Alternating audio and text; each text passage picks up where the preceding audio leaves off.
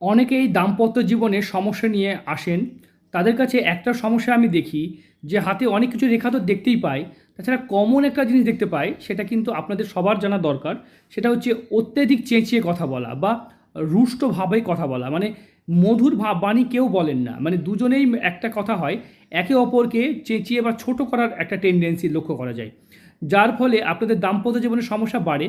এগুলো কি করে হয়? হাতে যদি হৃদয় রেখা অত্যাধিক মোটা বা ফ্যাটি হয়, বা বিবাহ রেখা এরকম দিকে নিচে নেমে আসে, বা হার্ট লাইন যদি এই দিকে চলে যায়, তাহলে এরকম জাতক জাতিকারা এই কাজে বেশি পছন্দ করে বা চেঁচিয়ে কথা বলতে। আর যদি চেঁচিয়ে কথা বলেন, তাহলে সংসার জীবনে কখনোই সুস্থ সুন্দর একটা জীবন পাবেন না। মানে নারী হোক বা পুরুষ হোক, আপনাদের কী করতে হবে? শান্তভাবে একদম মধুর বাণী বলতে হবে, আস্তে আস্তে কথা বলতে হবে। এতে যে কোনো সমস্যা, যত বড় প্রবলেম হোক, সুন্দরভাবে রাস্তা পাবেন, সুরাহা পাবেন। তাই এই ধরনের ভিডিওর জন্য চ্যানেলটাকে সাবস্ক্রাইব